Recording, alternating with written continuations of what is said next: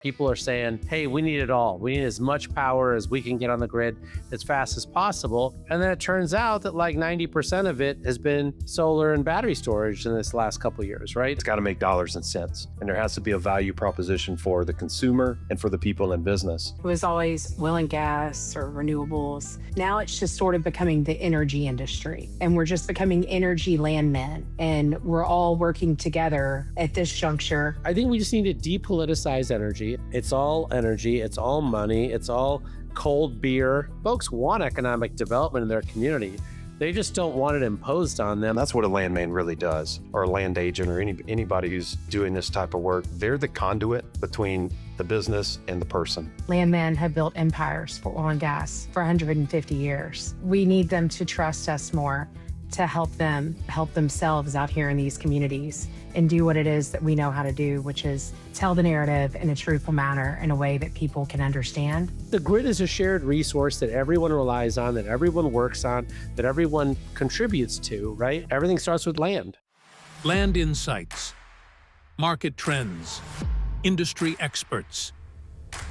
Welcome to the Land Department Podcast, the state of land and energy as we see it.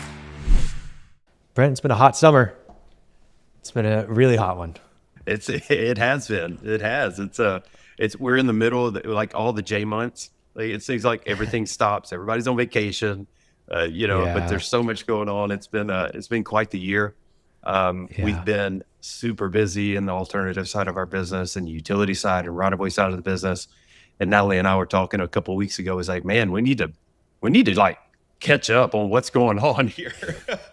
We haven't done a podcast in this lane, and so we reached out to Jigar Shah, and obviously a very well-known name in the utility and energy space, and he was kind enough to join us. So we're excited to have Jigar on today to really just do a State of the Union. There's so much happening. There's so much kind of this mid-year was going to be this big inflection point where you had to get your projects, operable and under construction and all those things, and so it was a rush of work.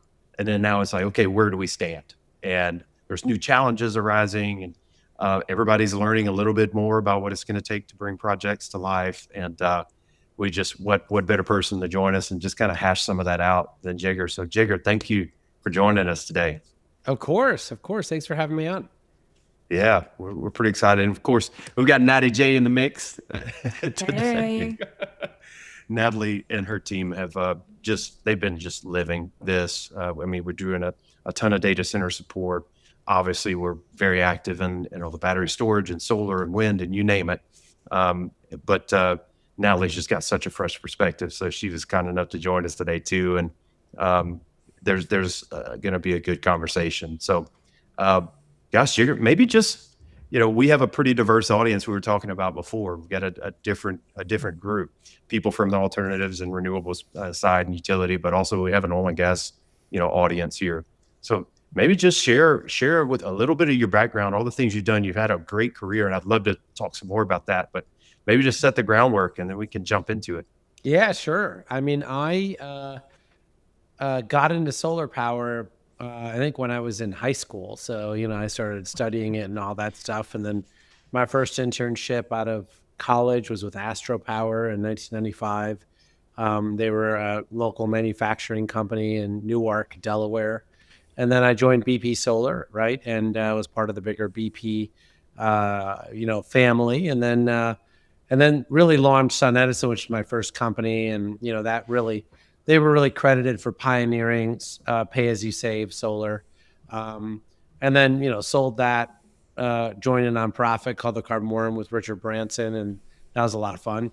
And then started a, investment company, Generate Capital, and then most recently served in government for 4 years, running the bank at DOE, the Loan Programs Office. I got their mug still. If you got the mug? Yeah. I gave them 5 years of my life, and all I got was a Yeti cup. That's exactly right. Well, gosh, when you look back, I guess that was probably 2021-ish when you were doing that. Yeah. Gosh, how much has happened in 5 years?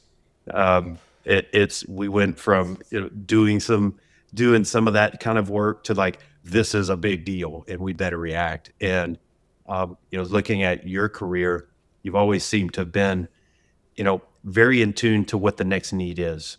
It's very admirable trait. I'd love to talk about that a little bit with you. Um, you were responsible for starting up a number of different companies, helping with the loans and all the financing side of getting these companies going.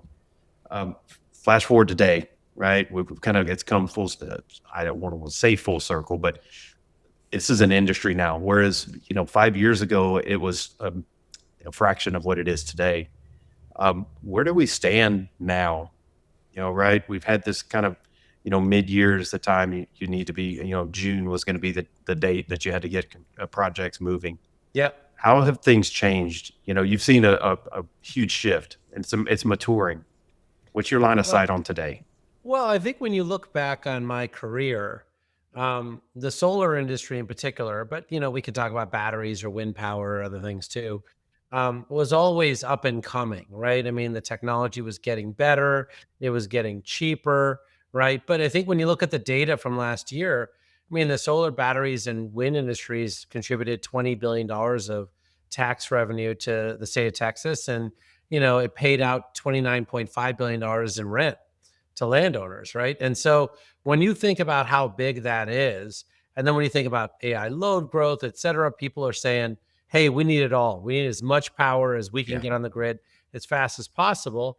And then it turns out that like 90% of it has been solar and battery storage in this last couple of years, right? And so I don't think that was something that we even thought was possible in 2021, right? Yeah. But today it's reality, right? I mean, like across the country, folks want it to be this or that or nuclear or whatever it is, but a lot of that stuff is back ordered. There's something else going on, something here, something there. And so what's available, the supply chain that is not back ordered is solar and battery storage. So that's what people are deploying because that's what they can get their hands on. Yeah. Yeah. Yeah. That's,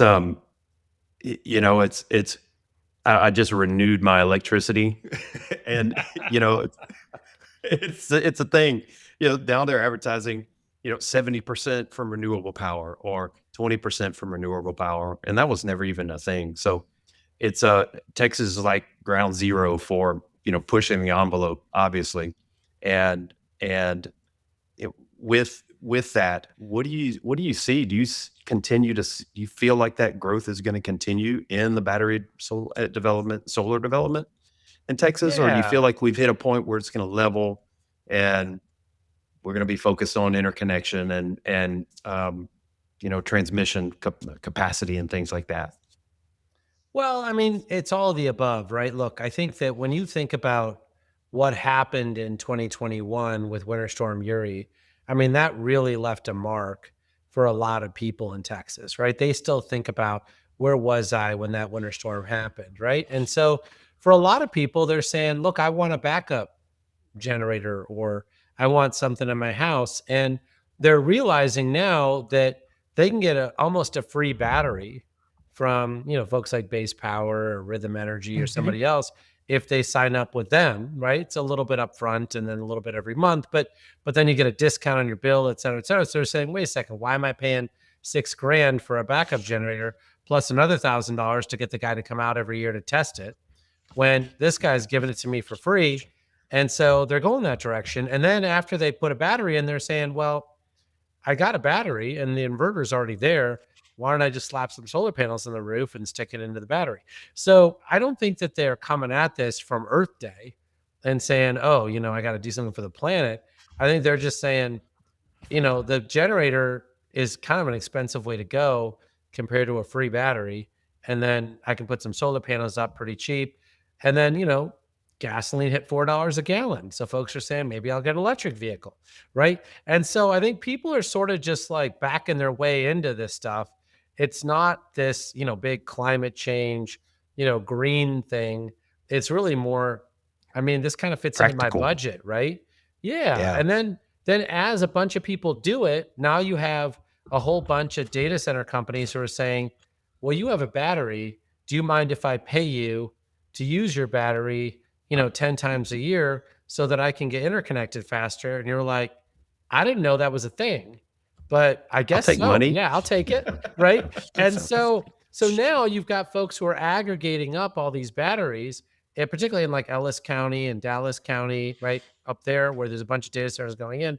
And, the data center companies are saying, look, if you agree to let me put a battery in your house and then basically take you off grid when I need some extra power, I'll give it to you for free.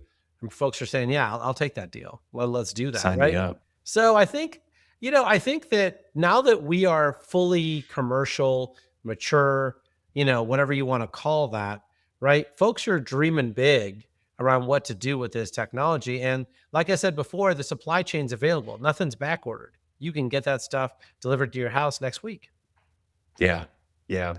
It's a whole new thing. And I think you touched on a good point. We went through this period of time and over the last 5 years where I think that there was a narrative that just wasn't practical, right? And you can play on people's emotions to get behind something, but when it boils down to it, it's got to make dollars and cents. And there has to be a value proposition for the consumer and for the people in business.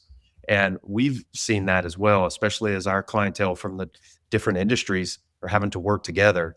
And so you're starting to see the industry come around and business come around from both sides. You look at like the power purchase deals that Google or Chevron and Microsoft are making, right? Where they're buying dedicated power. We've got this whole interconnection situation that was obvious. Yeah, exactly. They came up with the craziest names. It's like we're in the Star Wars movie. They do. They need to hire Landman to pick names. It's an obvious thing. But are you seeing that? Do you feel like that was an inevitability that at some point, these companies were going to have to come together because, you can only generate so much power from X, Y, and Z from an infrastructure standpoint. You can only transmit so much power from, overhead lines until we can catch up. How do you see these companies continuing to work together and those relationships growing? Meaning, oil and gas, natural gas producers and utilities and renewables developers. Yeah, look, I mean, the oil and gas industry is, I would say one of the biggest champions for the renewable energy industry, right? I mean, for the last 2 legislative cycles, the state legislature was asked to, basically ban solar and wind in the state of Texas. And it was oil and gas industry that came to their defense and said, hey, we're using this stuff to like reduce bills for ourselves. Like we'd like some more, please. Like, like we're all the above over here. I don't know what you think is happening. And so, I think that everyone works well together. I mean, I think obviously with the Strait of Hormuz conflict, I think folks have got each other's back, right? As gasoline prices have gone up and some other things are going on. I think folks realize that, we want to try to figure out how to get American energy to be cheaper for folks who are just trying to get by. All consumers. So I think that part's going well. I think, in terms of the data center folks, I think that they were playing a little fast and loose with the way in which they thought the grid operated, right? I mean, the tech guys, what do they say? They move fast and break things. And, but when you break the grid, like you're talking about people on like CPAP machines, folks who need that to actually, live, right? And so you can't do that. And so, I mean, like there was but if you're talking to a data center company, they're like, we can't. Right, exactly, right? So what do you mean? We'll just give you more money for it. Well, that's the money, thing, right? I mean, everyone views, the states in colors, right? Red and blue and whatever. But, it was Texas that first passed Senate Bill 6 that basically said to the data centers, look, if things go haywire on the grid, you're the first one to get turned down. That's what that bill says, right? Mm-hmm. I mean, that was like emergency legislation that they passed sort of 2 years ago. And folks were going, wait, what? What's going on in Texas, right? And, and so now I think the data center companies have come to their senses and said, we got to play nice here, right? Because if we don't play nice, we're not going to achieve speed to power. And that's what we want, is speed to power, right? We thought we were getting it by being rough and just throwing a bunch of money around. That's not working. Let's play nice. And now what they've realized is actually there's a lot of software to help them, right? And that software comes from the oil and gas industry. It comes from the solar industry. They've been able to map out the grid. There's a company called Grid Astra that basically, if you just tell them where you want to put it, they will come up with this cockamamie scheme of how to integrate into the grid. And, sometimes it'll be like $100 million to connect to the grid. And sometimes it'll be like $4 billion to connect it to the grid. But they'll give you an answer, right? They'll be like, here's how you do it if you're forcing me to do it. And like that all came out of the solar and wind industry and the battery storage industry, right? Their roots were helping to figure out how to price batteries and, and some of that stuff onto the grid. So I think everyone's helping each other out. I think people respect each other's domains and are realizing that there's folks who've been working in this sector for 25 years and they have real expertise. I can't just waltz in, with a computer science degree and tell them how to do their job. And so I think folks are starting to respect each other. And now, as a result, things are moving faster, right? Yeah. A lot of stuff is moving faster because people respect each other. Yeah. We're seeing it on our side of the fence too, in terms of like, it was always oil and gas or renewables. Now it's just sort of becoming the energy industry. Yeah. And we're just becoming energy landmen. And we're all working together at this juncture, thanks to the tech bros and the data centers. Yeah. They've sort of forced us to align. You have to force change. Yeah. Yeah. No, I think that's right. Well, what's so funny, right, is that on the one hand, we're talking about how this is going to be the energy industry and everybody's just playing nice and working together. And on this side, everyone's like celebrating, Landman, the show where the guy's like going off on wind power and going off on whatever else. And it's all basically just, going into some sort of like weird, sort of like caricature that folks believe about, Landmen. And, the reality is that as you suggested, when we were talking in the pre-session, everything starts with land. Yeah. Right? That's it. Does. And it does. It's in one sense, having a TV show has helped us be able to at least recruit someone because you don't have to start with like, what's a landman? They're like, wow. I can make a lot of money being a landman. I get an F-250 and get to, no, you don't. But there are some there's some lessons learned, and we talk a lot about that. The cautionary tales and things that the oil and gas industry is a 150-year-old industry at this point in time, and they've been dealing with people the entire time and getting these commercial projects built. An oil field development or a natural gas development is a commercial project. It covers hundreds of thousands of acres. So what some of the lessons we're starting to see surface is that kind of public, how you handle the community, the groundwork that you set when you're going into an area is super important. And that's what a landman really does. Yeah. Or a land agent or anybody who's doing this type of work. They're the conduit between the business and the person. And it's important. And you nailed it. You can't just come in there and throw money at a situation. That'll only take you so far.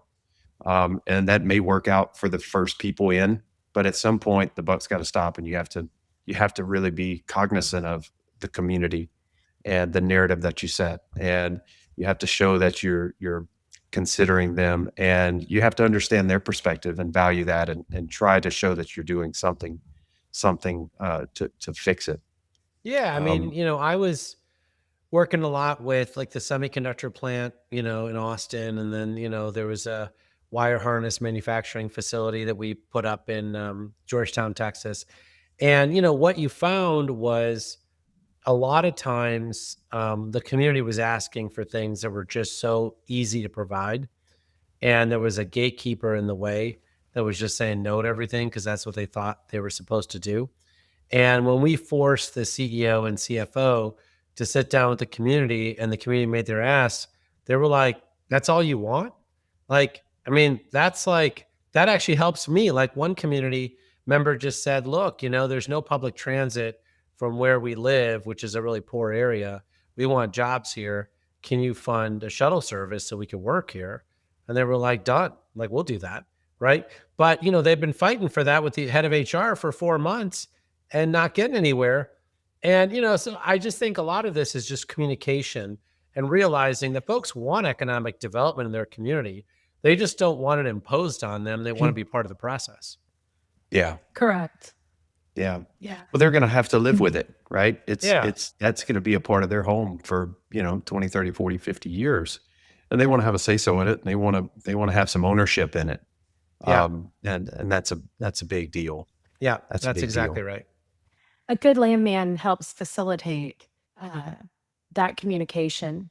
And what I see a lot of times, the oil and gas companies have sent us out there with a checkbook and a piece of paper and said, "Here, go do it and bring it back to me." Right? The renewable energy companies and the data center companies have not done that. They've had a lot more control and a lot more involvement in how they want it to be done. And I say my unpopular opinion, but I will say the truth. We built empires for oil and gas. Landmen have built empires for oil and gas for 150 years. We need them to trust us more to help themselves out here in these communities and do what it is that we know how to do, which is tell the narrative in a truthful manner in a way that people can understand to help them get behind their projects. Yeah, I mean, I think that a lot of this is that the professionalization of this industry, as we discussed earlier, has only happened last 4 years, right? I Yeah. mean, like when I did the first utility scale solar project in the United States in Alamosa, Colorado. And I remember when we won that project, it was 7 megawatts, right? So you can think how small that was back then. And I sent a guy to just move to Alamosa. I was like, I don't know what to do, but you need to move to Alamosa and just like go to knitting clubs and book clubs and whatever it is that you got to do and just make sure that people know that we're not causing cancer and we're not doing whatever it is that you think we're doing. And, he was very successful. He got the key to the city by the time, we built the project. So that part was good. But all of that stuff was done in-house, right? We didn't have expert landmen that did that work for us. And I think it's only been the last 4 or 5 years that folks have realized that having people in-house that are not really trained in any formal way, they just, are told to get contracts signed, is not the right way to do it. So I agree with you. I think we got to trust the professionals. But I would suggest to you that I don't think people even thought that they needed a professional until 4 years ago, right? So Yeah. I think we're coming Yeah. late to this. We've seen that not only through the greenfielding and acquisitions and the service waivers and shared use agreements, but where have we started seeing our clients really start to listen as they've gone to de-risk their title commitments and they're getting their hands slapped on their minerals, right? Oh, interesting. And that's when they're like, oh, wait a second. I remember what they told me 3 years ago. Maybe I need to call them and listen to them now. Well, I mean, and it's one of those things where, like, in many of the states that we've done business in, particularly in, that sort of west central sort of belt from North Dakota down to Nebraska, I think the minerals have been less important in that conversation, right? Because it's a Exactly. lot of wind Yeah. power. And, it's clearly very important as you get into Oklahoma and Texas and other places. And so, I think that's why what you do is so valuable. And it's what happens when an industry grows up, right? That's what happens. They get Yeah. their hand slapped, as you suggested. And they're like, wait a second, we should leave this to the professionals. Yeah, Jigger, we've just been loving them through it and waiting for this moment. I think we got here now, though. We got here now. It's like We did. And we're It's like so happy watching- about it. it's like watching your baby grow up, Oh, and it my happens in goodness. 4 years. It's really, I will say, we talk about the importance of just transferable skills and things from a land profession, but it's really amazing to see what 5 years has done and to how these companies have matured. Startups have turned into very successful and companies, and the thing that is universal is the skill set, right? Building a quality team and recognizing your needs promptly and acting on that. And I think we're going to be at that point. We're already seeing it. The leaders are going to rise to the top, and the good businesses are going to do well. And, those who can react and grow quickly and respond to, getting their hands slapped or lessons learned sooner are the ones who are shining now. And, we're seeing now, gosh, I see, data center companies, renewables, solar developers, battery developers, they're hiring landmen, like open job postings. We want a landman. And that's great. It's great for the land community. It's great for opportunities and ultimately it's great for the projects, right? Especially as you're seeing in Texas, us being in Texas and Oklahoma, and active in oil and gas producing states, you're seeing that marrying of, the behind the meter power, natural gas, data center siting is tied to that, and you need that person being the conduit between not only the landowner and the developer or the utility, but between the utility and developer and the oil and gas company for surface use waivers and accommodation type things, or co-development programs where you've got gas power generation and a battery project and then a data center. How do you how do you see that evolving? And I want to get to the transmission, the queue, right? That's the big thing. It's like we have to do something now because it's going to take 5 to 10, 20 years to build out, the grid in the way that we need it to do.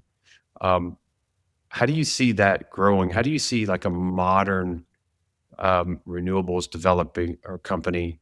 Like, how do you see that team? What's that team? What should that team look like? Well, I think it's multifaceted, right? I mean, as you know, Texas has long been a place where you had excellent wind in the Permian and in West Texas, and you had the CREZ lines that were built to bring a lot of that wind power to the population centers. And now you got a bunch of solar going in over there too, right? And some data centers as well.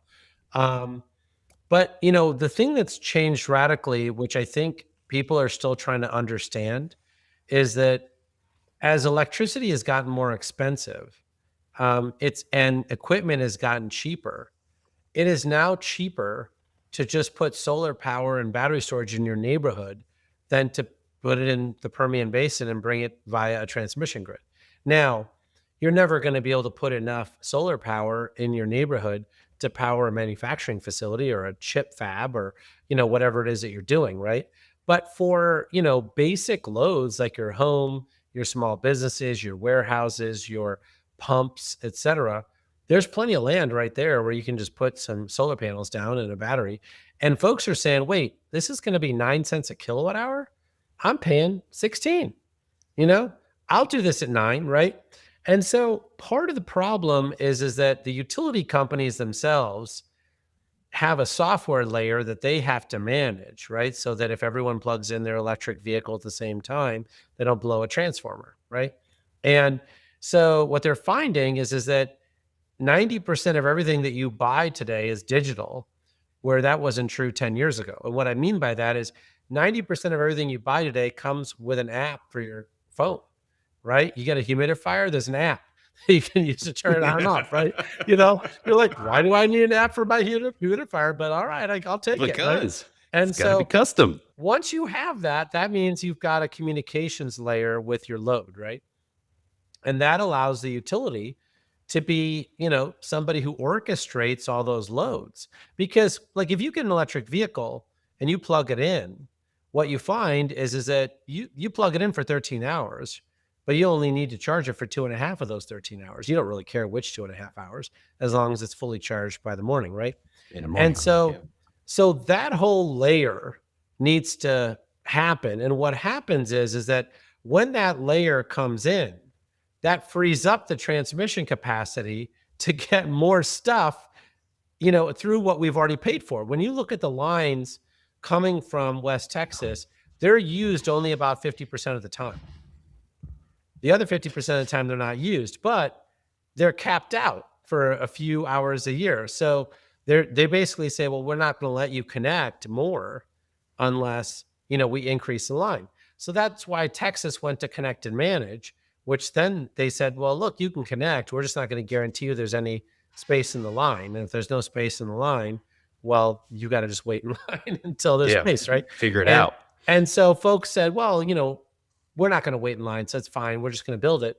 Then they started waiting in line and started building battery storage next to it because they're like, we don't want to waste the power. So if we're going to wait in line, we'll store the power in batteries and then release it from the batteries when there's more capacity, right? And then, they went from 1 hour of batteries to 2 hours of batteries. Now they're putting in 4 hours of batteries. Now they're putting in 8 hours of batteries, right? And so what you're finding is that all of these people basically are part of a system, right? And for a long time, people had one-dimensional thinking, right? Like the data centers were like, if I just put a natural gas power plant in my backyard, I'll just be able to be up and running, speed to power, it'll be done. Well, it turns out that like the data center is the most unforgiving load ever created by man. And so they're blowing the natural gas turbines when they do that. So then they're like, oh crap, we got to put batteries in between the natural gas turbine and the data center. Well, it turns out lithium ion batteries are not built for that. So then they blew those out. So then they started putting in vanadium redox batteries and, zinc halide batteries, and those work better. But now they had other transient problems. So now they put in supercapacitors, right? And so the question becomes, and now they're having to re-engineer their gas turbines. Totally, Yeah. right? And so when I worked at BP, we had these people who really understood things in a big way, right? Like when they put detergents in your gasoline, right? They worked closely with the automaker and said, what are you making? What's the next generation of turbo that you're selling? And why don't I make a gasoline that actually burns well in there and actually does well? So you're starting to see this level of system thinking where even though you're not an electrical engineer, they're starting to bring you in early and saying, here's what we're dealing with, right? And here's let's bring a diversity of team members into the room, some of whom have transmission expertise, others who have load expertise, some other folks have land expertise, some folks understand how the distribution grid works, et cetera. And let's work together to figure out how to make this thing happen faster. And what you find is, lo and behold, when you get that level of expertise in a room, a lot of solutions occur faster. And the people who are not electrical engineers go, I kind of got 70% of what you guys are talking about now. Yeah. And now I know can enough to explain apply it to what I do. Totally, right? And so now you're starting to see that that when someone like a governor, is getting an earful about data centers and they got to put out some big statement saying, I'm going to hold those people accountable, right? That means that now you've got, city managers and mayors who are going, wait a second, political winds are saying I may not want to like data centers right now, right? And, now you start, right? Now you start to see senators and state senators and I don't know, legislators, what do you call them? Congressmen and, assemblymen. There's a lot of words for those whatever people. those people are.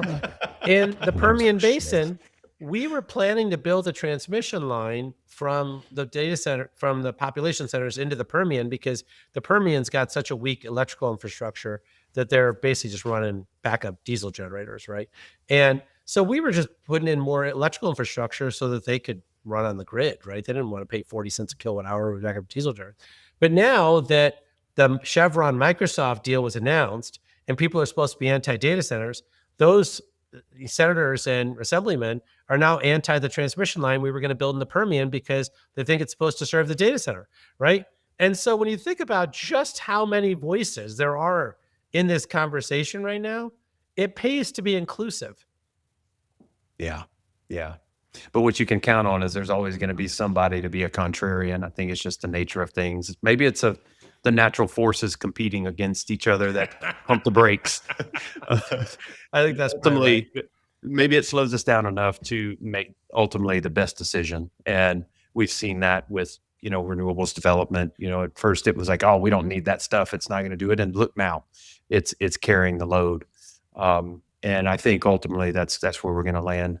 You talked about the public sentiment and how things evolve and change, and who's, data centers were the crown jewel, and now they're, they got a little stink on them. And transmission's the next thing that's coming. And we're, landmen and Dudley Land and land agents that's going to be a big part of the careers of these people is transmission and right of way. What resistance do you see us realistically experiencing over the next 3 to 5 years or 10 years as we do the necessary work to build out the infrastructure in a way that can handle and kind of solve the big picture problem of getting data to these data centers? I mean, getting power to these data centers. I think that, when I was born, we lived in a simpler time. A CEO made, 12 times, 14 times more than the average worker at the place that they were the CEO of. Today, they're making 280 times what that average worker makes, right? And, we now have our first trillionaire maybe for a little while at Yeah. least. And so I think a lot of folks look at their land that they own and they say, you want to put this big transmission line through my land. I'm not getting more reliable power from that transmission line. I'm not getting any benefits out of that transmission line. You just want the right of way, right? And part of what I'm saying to people is now batteries and solar have gotten so cheap that you can give that person a solar and battery storage unit that brings their electricity cost to zero for $29,000, right? And they're happy. They're like, that transmission line, gave me a zero bill for me and my family for the next 35 years, right? That's Like, interesting. and so it used to be that you had to say, here's some cash, here's some this, here's some that. They don't want all that stuff. They just want to be treated with dignity, right? They may not make 280 times more than the average, employee. They may not be a trillionaire or whatever it is that like folks are throwing around these days, right? But they got their land. They got, pride. They want to be treated like a person, right? And so, what is it that's part of their budget that you could help out with, which is a gift that keeps on giving? And the cost of solar and battery storage has gotten so cheap that that's like now the favorite thing that people Economy want, of scale. right? Yeah. And so I just think, and then, if you put enough on there, now they can put an electric vehicle in, right? And it doesn't have to be a pure electric vehicle. It could be a hybrid electric vehicle. A lot of folks now have those vehicles that drive 50 miles electric, and then it's gasoline after that. And most people don't drive 50 miles a day. So they're good, right? They're mostly on electric, but sometimes if they got to go all the way to Dallas, they can, fill up on gas. And so, Well, if you're Tommy from Landman, you driving from Midland to Fort Worth 3 times a day. I mean, at like 100 miles an hour. My Yeah. God. My God, those F-250 trucks could haul. Look, I mean, I just think that like I think we just need to depoliticize energy, as we just talked about. It's all energy, it's all money, it's all cold beer, right? And a working coffee maker, right? That's what people want, right? And once you depoliticize it, you basically say, what's the best way to help this person to get to yes, right? And I think if you think about it from their perspective, then I think this is going to go really smoothly, right? But if you just try to like run it using some AI bot that that you typed in and said, what's the best way to pay this guy off? Well, it's not going to work very well, right? I mean, this is a person-to-person thing. Yeah, it's a value proposition, and that's negotiations are a big thing. But that concept is interesting. You there's the condemnation and eminent domain, which is associated with transmission course. projects, right? Of course. And it's got a negative connotation, obviously, for obvious reasons. Yeah.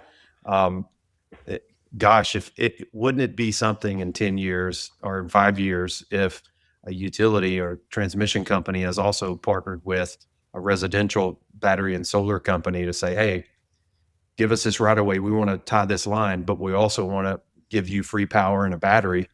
And then we want you to sell that capacity back into the grid, into this transmission line. And it's a win-win for all parties involved. And I think that's the innovation that you see that's outside of the box thinking that is going to get us there. And it's what you get when you get multiple disciplines in a room, trying to solve a problem in a practical way, in a way that's meaningful. It's just such an interesting concept. And it's going to be so interesting to see where we're going to be, in 5 years and how we're going to go about solving some of these challenges without condemning someone's land. Right. And taking it, because that's just a bad thing. That's just bad pub across the board. that's bad karma for 2 more generations. Yeah, you don't want that stink on you for sure. Jigar, you're involved in so many things, and you've been in this industry for many years, 20 plus years. You always seem to have an intuitive nature as to what's next, what's the need.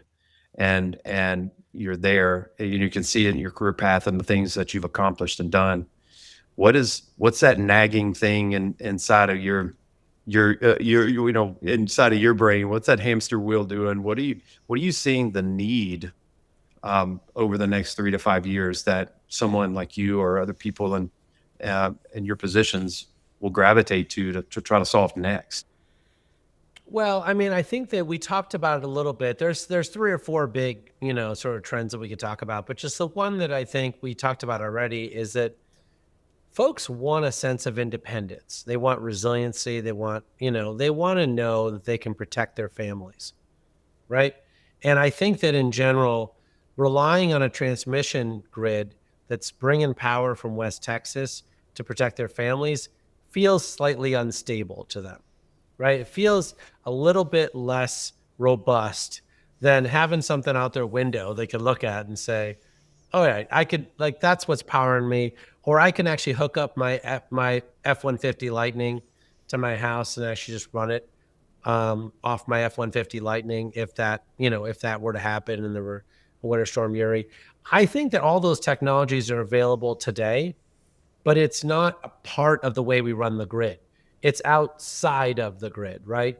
And I think that what's happening in Texas as we speak through the base powers of the world and the rhythm energies of the world and, Light and, Energy Access Innovations and all these companies who are based in Texas is they're saying, we're going to make this a part of the way we run the grid, right?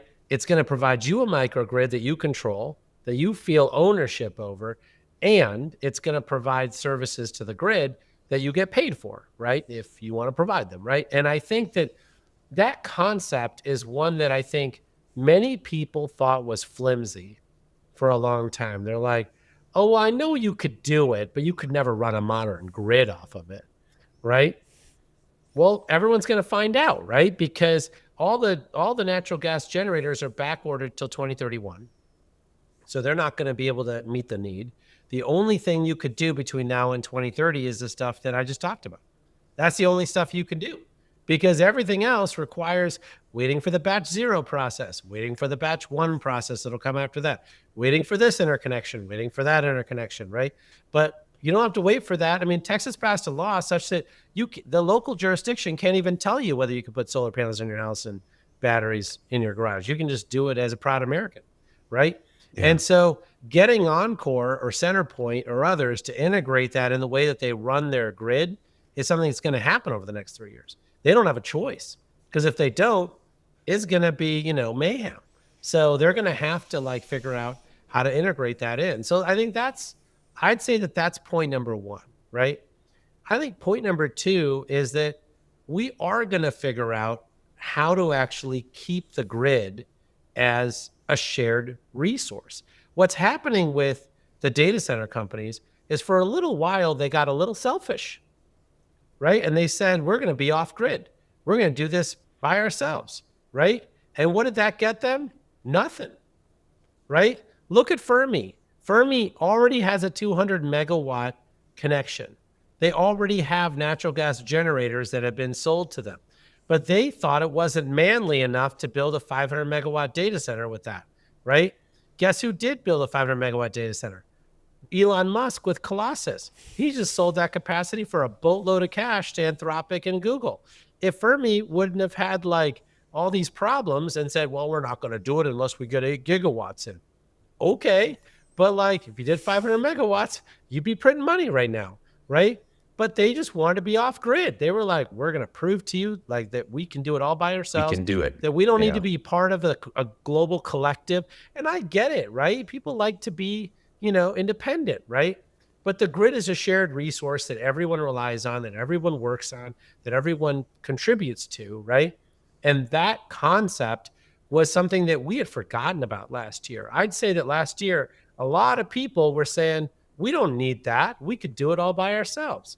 I think you're going to return back to, towards the end of this year, everyone eating a slice of humble pie and saying, we're going to go back to the shared grid. So I think that's most certainly going to happen. And then I think the last piece of it is we're going to get back to planning our infrastructure better, right? I mean, look at the Waha. You're at negatively priced gas for the last a year and a half. What is going on there? Yeah. Right? You got to build infrastructure. And I think for a long time, we sort of got, bent out of shape where everyone had a veto, that you didn't really, you couldn't move forward unless everybody agreed. I think we're moving away from that paradigm and saying, look, everyone needs to be consulted, right? Everyone needs to be shown dignity, but people don't have a veto. Like if this is everybody doesn't have a veto. I mean, you have to consider the public good, and you have to move projects along. And you're right. I think we got into this period of time where, to do any kind of major project, and we're talking about pipelines, we're talking about transmission lines. It was a LNG facility, you name it.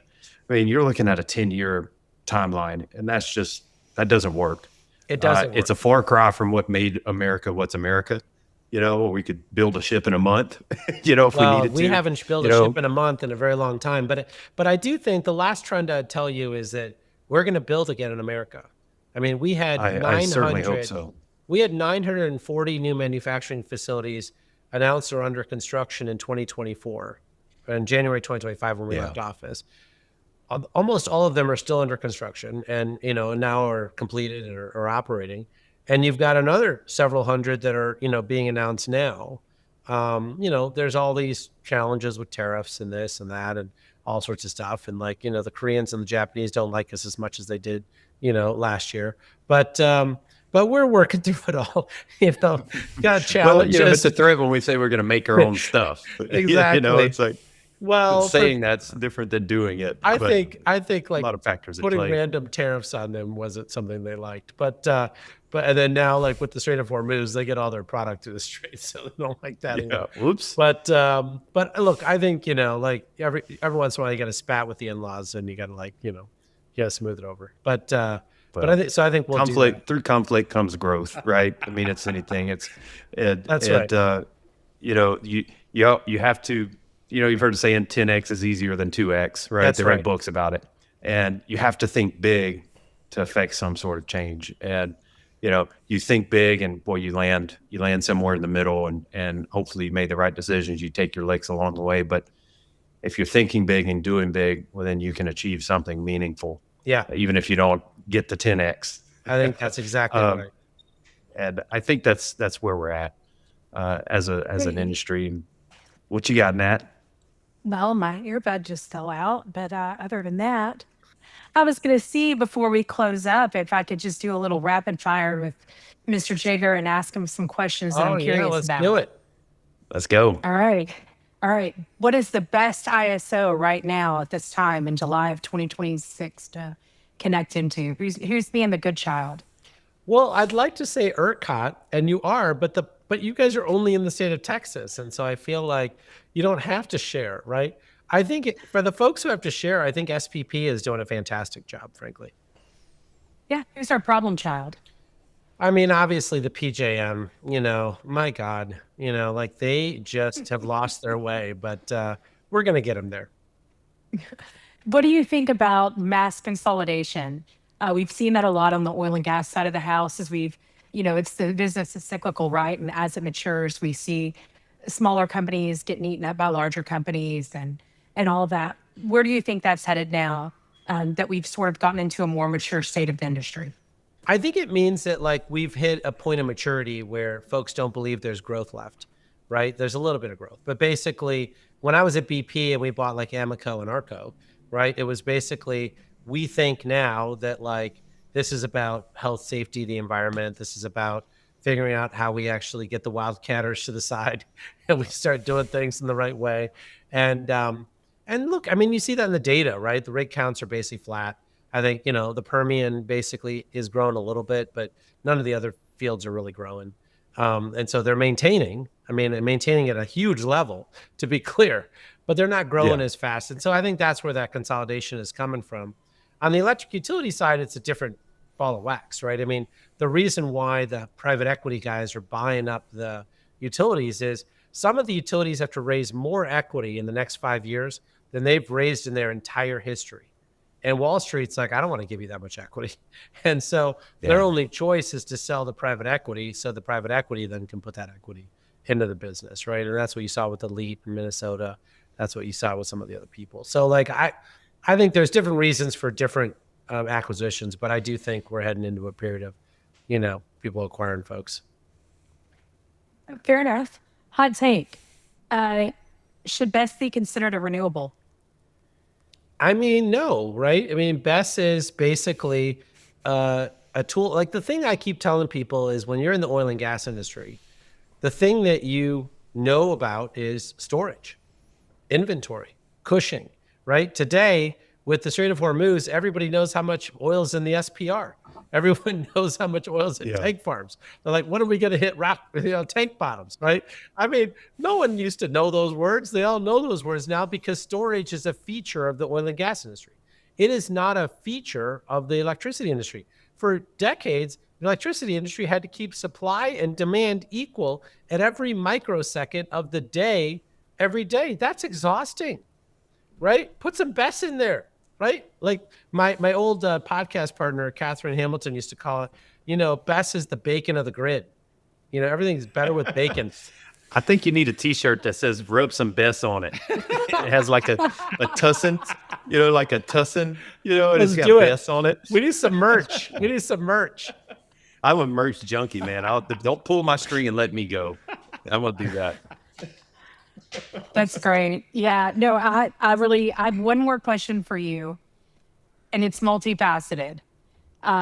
Do you think that we are approaching a bubble when it comes to peak development for solar? And then also, do you think that we're approaching the upward peak of the bubble for data center development? So I think on data center development first, I think we are at peak 1 gigawatt data centers. I think people are realizing that is just too much power in one place, and it's just wreaking havoc on the system. And when you talk about what they need, 4 gigawatts here, 4 gigawatts there for training for new large language models. For an inference, they can handle 100, 200, 300 megawatt data center. They don't need a gigawatt data center. They're doing a gigawatt because they're lazy. And they're like, well, if I had a gigawatt, it'd be easier. Just do it once. Right? Just do it once. But it's not easier, as you know. And so, but like when you look at companies like Grid Astra or Grid Care or others, they're finding 450 megawatts of underutilized capacity in the grid that the grid didn't know it had, right? Using AI and all these tools. And then they're subscribing it. So they've never found 2 gigawatts of underutilized capacity in the grid, right? And that's because a person had to calculate it. Right. And so now those companies now calculate there's about 100,000 megawatts of this sub 400 megawatt capacity in the grid in different places in the grid. So I think you'll see everyone move to that size range because that's how you're going to go fast. You're going to hit speed to power. And now there's some folks who are actually even putting them behind telecom towers, right? I mean, Crown Castle is putting, data centers behind 20,000 telecom towers. So, I mean, I think you're going to see smaller form factors there. On solar, the thing is that utility scale solar is obviously, the workhorse of our industry, right? And so that's going to keep happening. I don't know whether it gets to 200 megawatts a year or 200 gigawatts a year, which is what everybody wanted it to get to. It's at like 40 gigawatts a year now, and I think it's going to hit 60 in the next couple of years. So I don't know if it gets to 200. But, when you look at where we are from a rooftop perspective, we're nowhere. We're not even close. Like if you look at Australia, China, other places, they're at 50-50 rooftop ground mounted, right? We're at 5% rooftop, 95% ground mounted. So we got a lot of catching up to do on the rooftop side. And so I think you'll see a huge amount of solar. So the overall curve is going to go up and to the right, but I think you'll see a lot more growth in rooftop coming up. Although I think you're still going to see growth in ground mounted just because I don't think we've saturated the grid in any way, shape, or form. Just to put it in perspective for you, Texas will be at about 20% solar power in the next couple of years. The vast majority of the country is at like 2%, 3% solar power. And so now that Texas has done all the work and gotten all the costs down and all the sophistication up, I think a lot of other places are going to put it in. Thank you. Yeah, before we wrap up, I want to make sure that we shout out our mutual friend, Ann Davarin with Clean Tech Leaders Roundtable. I love Ann. Yeah. She's great. She's it's been a great organization to be a part of. Yeah. Now, do you do the CTLR dinners in Houston? I do. I do. Well, I do when I travel wherever I go. So if I'm there, I'm going to be at that dinner. Oh, it's so great. it's been a great quality event in terms of the caliber of people that you meet, right? And are able to connect with. And that's exactly how we were able to connect with you. So Yeah. definitely shout out to Ann and thank her for making this possible. Oh, for sure. She did. I She love came it. through for us. I love her. She's amazing. Awesome. Well, Jigar, thank you so much. God, we talked for almost an hour. There's so much to unpack, and you've got a wealth of knowledge. We appreciate you bringing that to the land community and to our audience. If anybody wants to reach out to you, learn more about you, I know you're host of 2 podcasts, you're consulting, you're on boards, you're doing all things. So, LinkedIn is always the best way to reach me. But no, I'm so excited. Thanks for having me on. And Natalie, we're going to party again in Vegas, and so it'll be fun. Let's go. I look forward to it. I may have to slip myself in on an invite on that. Oh, one. you I do. have to go RE down to Plus Vegas. is, 45,000 people you didn't think you needed to know. Solar Fight Night. It's fun too, Well, Got to that's, shout you know, out them as well. Oh, God, yeah. Daniel Oh, Deuce man. and, that's an amazing group. Yeah, That's we have a fun. good time. We've sponsored a Solar Fight Night the past couple of years. And, Thank you even for at doing Clean that. Power this recent. Yeah, we love it. We All love that- it. We're happy to support it. All that money goes to charity. It's really an important event. So, Yeah, that's Yeah. cool. Yeah. Well, Jigar, thank you, sir. Really appreciate of your time. course, thanks for all the great work you do. Yes, sir. Enjoyed today's topic? Follow us on Spotify, Apple Podcasts, and YouTube. Learn more at dudley-land.com. See you next episode.